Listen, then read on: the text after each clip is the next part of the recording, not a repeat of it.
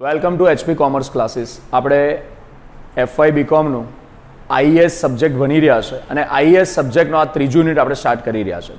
ત્રીજા યુનિટનું પહેલું chapter human and physical capital.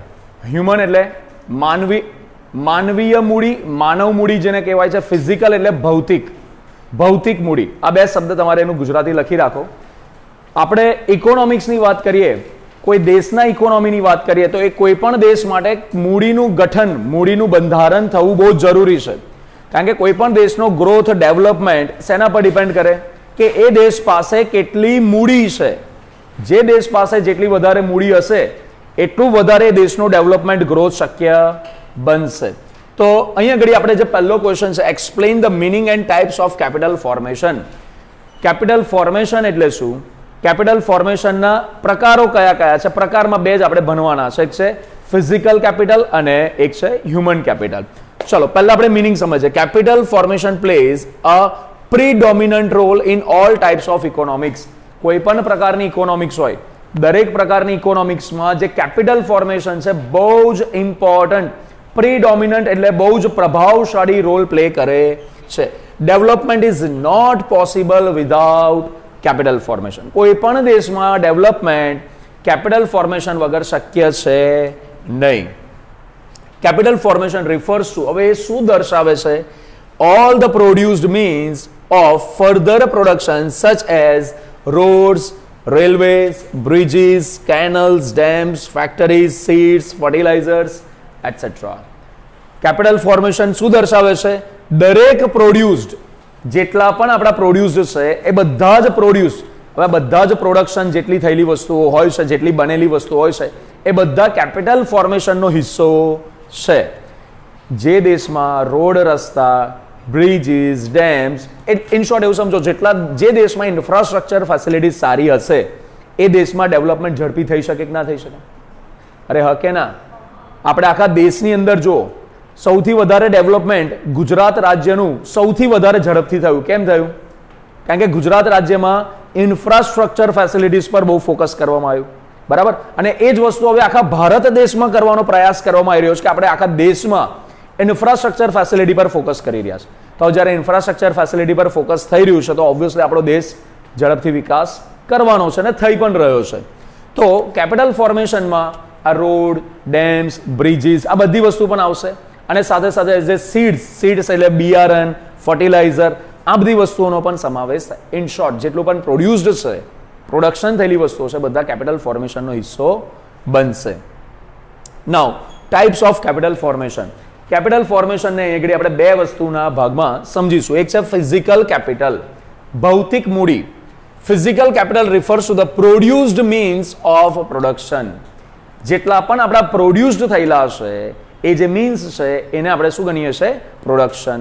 બરાબર? ઇન શોર્ટ ફિઝિકલ કેપિટલ શું દર્શાવે છે? પ્રોડ્યુસ્ડ થયેલી વસ્તુઓ. પ્રોડક્શન દ્વારા જે પ્રોડ્યુસ્ડ થયેલી વસ્તુઓ છે એ એટલે શું બની જશે? Physical capital. પ્રોડક્શન દ્વારા પ્રોડ્યુસ થયેલી વસ્તુઓ. સમજ્યા કે ના સમજ્યા? એ બધાનો સમૂહ, એ બધાનો સરવાળો, એ બધાનું ટોટલ એટલે શું કહેવાશે? Physical capital. The decision is to invest in physical capital is taken by the owner after considering the expected rate of return from the investment. કે આપણે ફિઝિકલ કેપિટલમાં ઇન્વેસ્ટમેન્ટ કરવું, ના કરવું, કરવું તો કેટલું ઇન્વેસ્ટમેન્ટ કરવું, આ ઇન્વેસ્ટર જે છે ને એ ડિસિઝન લેશે.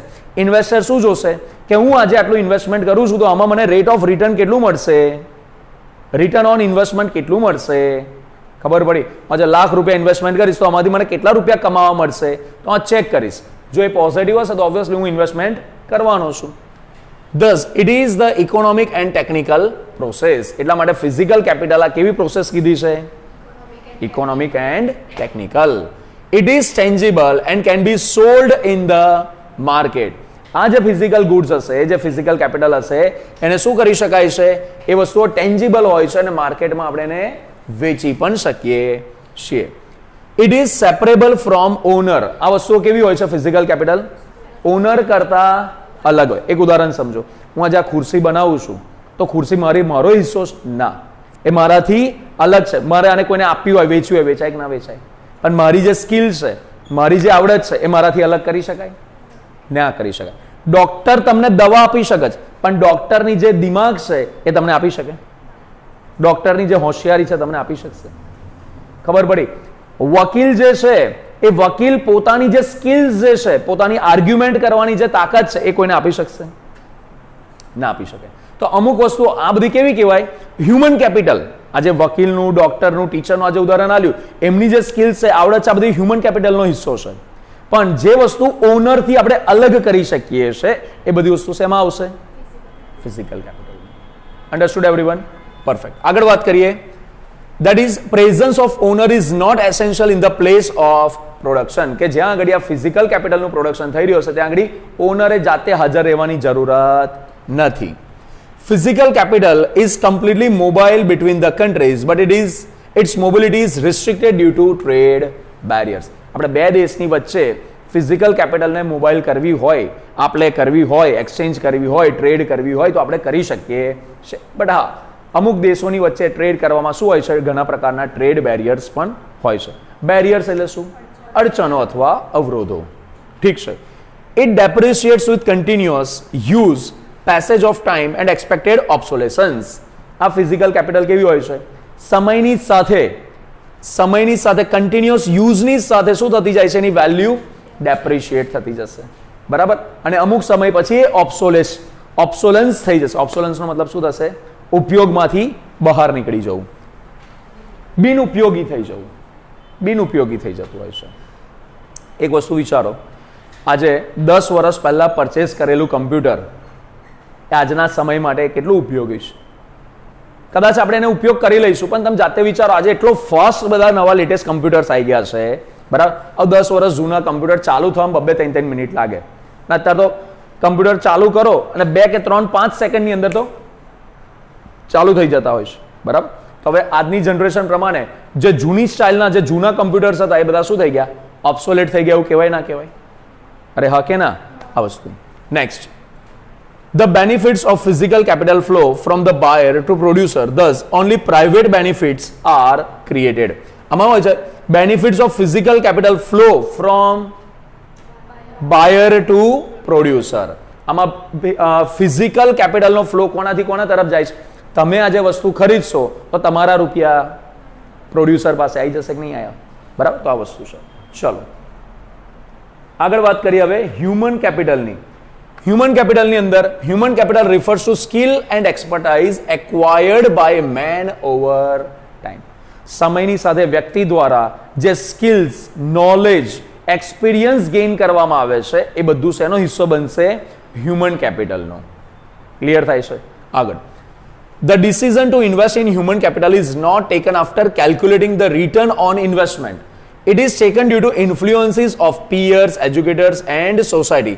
Thus, it is a social process. અને કેવી પ્રોસેસ કીધી છે? Social process. કે તમે તમારા હ્યુમન સ્કિલ માટે કેટલા રૂપિયા ઇન્વેસ્ટ કરશો, આના માટે તમે એવું નહીં વિચારતા કે હું આમાં ચાલો તમે આજે ભણો છો તો તમે રિટર્ન ઓન ઇન્વેસ્ટમેન્ટ કેલ્ક્યુલેટ કરો છો કે આજે હું આટલા રૂપિયાનો એજ્યુકેશન પાછળ ખર્ચો કરીશ તો આટલા રૂપિયા હું ભવિષ્યમાં કમાઈશ. ના, સ્કિલ્સ, નોલેજ, એક્સપિરિયન્સ આ બધી વસ્તુ પાછળ તમે જે ખર્ચા કરો છો એમાં રિટર્ન ઓન ઇન્વેસ્ટમેન્ટ કેલ્ક્યુલેટ થઈ શકતું નથી. આ તો તમે શેનાથી ઇન્ફ્લુઅન્સ થાવ છો? તમારા અડોશ પડોશથી, તમારા એજ્યુકેટર્સથી, તમને જે શીખવામાં આપી રહ્યા છે એવા લોકોથી, તમારા ફેમિલીઝથી. બરાબર? આવા બધા લોકો તમને ઇન્ફ્લુઅન્સ કરે છે કે તમારે કઈ વસ્તુ શીખવી જોઈએ, કઈ વસ્તુ તમને બેનિફિશિયલ રહેશે ભવિષ્ય માટે. આ બધી વસ્તુથી પ્રભાવિત થઈને તમે આમાં ઇન્વેસ્ટમેન્ટ કરતા હોવ છો, ખર્ચો કરતા હોવ છો. ઠીક? એટલા માટે આને કઈ પ્રોસેસ કીધી છે? સોશિયલ. આગળ, ઇટ ઇઝ ફિઝિકલ કેપિટલ કેવું હતું? ટેન્જિબલ. આને કેવું કીધું છે? Intangible. Can not be sold in the, એટલે ભાઈ મારી બુદ્ધિ કાઢો લો માર્કેટમાં જઈને વેચી આવો, આવું થવાનું છે. એ કેમ નહીં થઈ શકે? Because it is not separable from me. આ જે બધી વસ્તુઓ છે, જે વ્યક્તિની સ્કિલ છે, આવડત છે, હોશિયારી છે, એ આપણે એનાથી અલગ કરીને માર્કેટમાં વેચી શકાતી નથી. Next, it is inseparable from its owner, so it is essential that owner be present at the place where the services are being sold. એટલે ઓનર જ્યાં આગળ આ સર્વિસીસ વેચાઈ રહી છે, ઓનરે ત્યાં આગળ હાજર રહેવું પડશે. આગળ, human capital is less mobile between countries as compared to physical capital as movement is restricted by nationality and culture. તમે ગુડ્સને ઇઝીલી એક દેશમાંથી બીજા દેશમાં વેચી શકો છો, પણ આજે ઈચ્છા થઈ ચાલો આપણે જે રીતના ગુડ્સ પાર્સલ કરી દીધું એ રીતના આપણે 4-5 જણને પાર્સલ કરી દઈએ. આવું થવાનું છે, કારણ કે ગુડ્સ કરતાં વધારે રિસ્ટ્રિક્શન કોના ઉપર છે? માણસના અવર જવર પર વધારે રિસ્ટ્રિક્શન છે. Although depreciation occurs with aging, but it can be reduced by making continuous investment in education and health. Physical capital માં actual depreciation થાય છે, human ની અંદર human capital માં depreciation થાય. આમાં depreciation શું થશે? તમારી સ્કિલનું, તમારી આવડતનું depreciation થશે. સાહેબ આ કેવી રીતના? ચાલો એક વસ્તુ વિચારીએ. હું આજે ટાઈપ રાઇટિંગ કરતા શીખ્યો હોઉં, બરાબર? હવે ટાઈપ રાઇટરનો જમાનો જ નીકળી ગયો છે. હવે ટાઈપ રાઇટિંગનું હવે મારી કોઈ વેલ્યુ રહી ખરી? તો મારી વેલ્યુ ડેપ્રિશિએટ થઈ ગઈ, પણ એની જગ્યા પર હવે કમ્પ્યુટર ટાઈપિંગનું ને એ બધું શીખી લઉં તો મારી પાછી વેલ્યુ ઇન્ક્રીઝ થઈ શકે, ના થઈ શકે? આ રીતના હું કોઈ જૂની વસ્તુ શીખ્યો હોય, બરાબર? એક વસ્તુ વિચારીએ કે ભાઈ હું પેલા જૂના જમાનાના ડબ્બા ટીવી રિપેર કરતા શીખ્યો હતો, અથવા તો પેલા ટેલિફોન આવતા હતા ખબર, વાયરવાળા, એ રિપેર કરતા શીખ્યો હતો. હવે એ વસ્તુ અસ્તિત્વમાં જ નહીં, અત્યારે માર્કેટમાં ચાલતી જ નહીં, તો મારી સ્કિલ શું થઈ ગઈ? ડેપ્રિશિએટ થઈ ગઈ, ઓબ્સોલેટ થઈ ગઈ. મારે શું કરવું પડશે? લેટેસ્ટ મોડર્ન જમાનાની જે વસ્તુઓ છે એને રિપેર કરતા શીખવું પડે. અરે હા કે ના? નેક્સ્ટ આગળ, human capital not only create economic benefits of the owner but also leads to socio-economic benefits of the society. આનાથી ઓનરને તો બેનિફિટ થાય જ છે, ઓવરઓલ સમાજને પણ આનો બેનિફિટ, આનો લાભ મળતો હોય છે. તો આ તમારો પહેલો ક્વેશ્ચન થયો. આ ક્વેશ્ચનની અંદર શું આવ્યું? આપણે શું ભણ્યા? કેપિટલ ફોર્મેશન એટલે શું, અને એ કેપિટલ ફોર્મેશનના જે બે પ્રકાર છે, ફિઝિકલ કેપિટલ અને હ્યુમન કેપિટલ, આ બે વસ્તુ આપણે શીખ્યા. હવે આગળ વાત કરીએ. Explain the process of physical capital formation. Physical capital formation કેવી રીતના થઈ શકે છે? તો physical capital ક્રિએશન કરવા માટે તમારે શું કરવું પડશે? Creation of savings. તમારે બચત કરાવવી પડશે અથવા તો બચત કરવી પડશે. Saving depends upon 2 factor. હવે બચત કરવા માટે બે વસ્તુ પર આ આધાર રાખે. કઈ બે વસ્તુ છે? The power to save. શું તમારી પાસે સેવિંગ કરવાની તાકાત છે? બચત કરવાની તાકાત છે? અને બીજું, ઈચ્છા હોવી જોઈએ બચત કરવાની. સાહેબ આ બચત કરવાની તાકાત એટલે એમાં શું તાકાત? એમાં કઈ વજન આવું છે? એ તાકાતની વાત નહીં ભાઈ. બચત કરવાની તાકાત મતલબ સમજો, આજે તમે લાખ રૂપિયા કમાતા હોય અને તમને એમ કહેવામાં આવે કે ભાઈ 2-4-5 હજાર રૂપિયા તમે બચત કરી લો તો થઈ જશે. આ મહિને આજના જમાનાની અંદર તમે 10,000 કમાતા હોય ને એમનાથી કહેવામાં આવે ભાઈ 5,000 બચાય, તો અહીંયા એવું કહેવાય કે ભાઈ આની પાસે બચત કરવાની તાકાત નથી, બીકોઝ એની અર્નિંગ ઓછી છે. સમજ્યા ના સમજ્યા ભાઈ? બરાબર. અને બીજું, કદાચ કેટલાય લોકો એવા પણ હોય કે રૂપિયા બહુ કમાતા હોય પણ બચત કરવાની ઈચ્છા જ ના હોય, જેટલા કમાયા વાપરી નાખ્યા, આયા વાપરી નાખ્યા. તો અહીંયા આગળ બંને વસ્તુ, રૂપિયા એટલે અર્નિંગ પણ થતા હોવા જોઈએ અને બચત કરવાની ઈચ્છા પણ હોવી જોઈએ. આ બે વસ્તુ છે. Next, the power to save of the community depends upon. હવે પહેલા આપણે વાત કરી ઇન જનરલ, હવે આપણે સમાજમાં જે બચત કરવાનો જે પાવર છે એ કેવી રીતના ક્રિએટ કરી શકાય, અથવા તો કેવી રીતના શેના પર ડિપેન્ડ કરે? The size of average income, કે લોકોની એવરેજ ઇન્કમ કેટલી છે. બીજું, ધ સાઇઝ ઓફ ફેમિલી. ફેમિલીની સાઇઝ મોટી હોય, અર્નિંગ મેમ્બર્સ ઓછા હોય તો બચત થાય? ના થઈ શકે. કેમ? કમાનારા ઓછા, ખાનારા વધારે. ક્લિયર? આગળ, the standard of living of people. જો તમે બહુ ઊંચું સ્ટાન્ડર્ડ ઓફ લિવિંગ રાખવાનો પ્રયાસ કરશો તો તમારે ખર્ચા પણ વધારે કરવા પડશે. વધારે ખર્ચા કરવાના ચક્કરમાં શું થશે? તમારાથી બચત ઓછી થશે અથવા તો નહીં થાય. એક સમય એવો હતો, આપણે જસ્ટ ગઈકાલ સાંજની જ વાત છે, હું કોઈક વસ્તુ ભણી રહ્યો હતો, શીખી રહ્યો હતો, એની અંદર મેં એવું વાંચ્યું કે આપણા દેશની અંદર જે પહેલા બચત ઓન એન એવરેજ આખા દેશની બચત હતી 20%. ફેમિલી, દરેક ફેમિલી ઓન એન એવરેજ કેટલા ટકા રૂપિયા બચત કરતી હતી? 20%, જે ઘટીને અત્યારે 5.1%, ઓલમોસ્ટ 5% જેટલી આવી ગઈ છે. એટલે પહેલા લોકો બચત બહુ વધારે કરતા હતા. હવે જે આ દેખાદેખીનો જે જમાનો આવ્યો છે એના કારણે શું થઈ રહ્યું છે? બચત લોકો, ખાલી એક નાનકડું ઉદાહરણ આલું, આપણે કોઈ કંપનીનો વિરોધ નહીં, પણ લોકોનો જે મોહ હોય છે ને, જે ચાહના હોય છે ને બધી વસ્તુ મેળવવાની, અને પણ સારી સારી. IPhone last year 1 crore iPhone એ લોકોએ વેચ્યા છે આપણા દેશમાં, ખાલી આપણા દેશની વાત છે. અને એમાંથી 70% આઈફોન EMI પર વેચાયા છે. મતલબ આપણી પાસે રૂપિયા નહીં છતાંય આપણે આઈફોન ખરીદવાની ચાહના રાખીએ છીએ.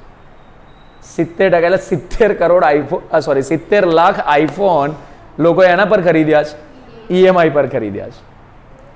જોશો ને તમે લોકોને કેટલો મોહ હોય છે.